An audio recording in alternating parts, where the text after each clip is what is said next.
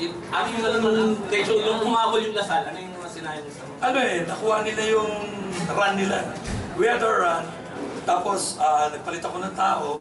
Siyempre, hindi mo pwedeng tumagal din yung first group ko, no?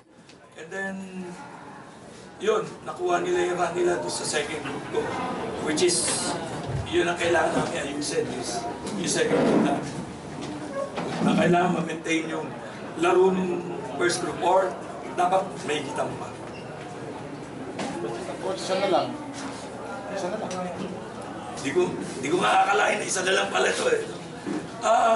Kami basta nating tulos pa rin kami rito. Yung team na to, upset conscious lang, no? Kaya, kasi galing kami sa ilalim. Basta, trabaho lang kami. At yun nga, papasalamat ako sa Panginoon Diyos, no? Sa mga dasal ng USC community, support nila. Sila yan, kaya kami nandito. Kaya siguro blessing yan, nanalo kami. Dahil sa prayers nila. Para sa USC alumni ito. Sa lahat, Luzon, Visayas, Mindanao, mga alumni namin to. Para sa inyo to, sa mga kaparian. Yung mga estudyante na 3 hours nagpipila sa ticket. For just one ticket, Gen Ad pa yun. No? Basta makapanood lang at suporta kami. Thank you so much sa inyo. Kanina na kahit lumalamang na yung Lasal, nakangiti ka pa rin. Wala. I think we've been here nga before. Malaki talaga yung experience na yun. Na last year we were in the finals. Pero yun, at least naramdaman na namin kung ano yung feelings ng finals. So, coming to this game, I think we're relaxed.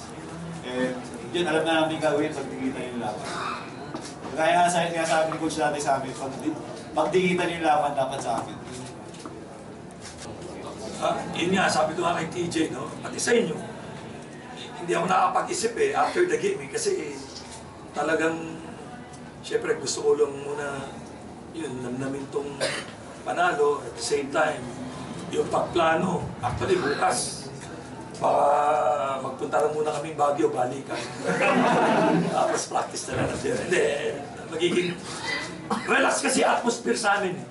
Walang pressure, nothing. Wala, talagang, kasi ako,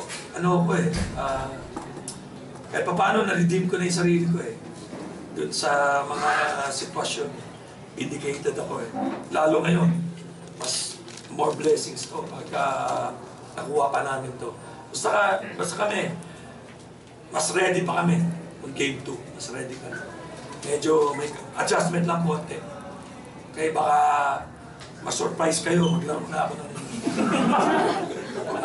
Yung comment ni Kevin Ferrer is becoming a premier weight man na talaga sa liga. Hindi, talagang na siya pataas na siya Actually, nag-struggle siya. Pati shooting niya, laro niya. Ngayon talaga nakapokus siya Kinausap ko siya, mag-focus ka lang. Yung ginagawa mo, galingan mo. Maging consistent ka sa ginagawa mo. Yung hindi mali, yung natural na ginagawa niya. Kaya ngayon, nakapokus siya. And then, dahil nga sa leader namin, si Cap, constant, nag-uusap sila talagang si Jeric ang nag-hold sa team na kinakausap niya, yung mga players. Ano ba gusto natin mangyari? Saan ba tayo papunta? Ano bang goal natin? Ano bang gusto natin na mangyari? Kasi kailangan meron tagapagsalita sa team na hindi lang ako. Kasi ako sa group pero yung sa loob, si Jeric yun. Kaya siya yung leader namin doon. For me, nung wala siya, nagkapwendang-wendang. Doon bumalik siya hanggang kunti-kunti, binalik niya yung kumpiyansa niya, binigay namin sa kanya na mabalik yung kumpiyansa niya. Ready na siya ngayon. Kaya sa series, talagang gusto niya gusto niya nag-prove sarili niya na leader siya and winner siya.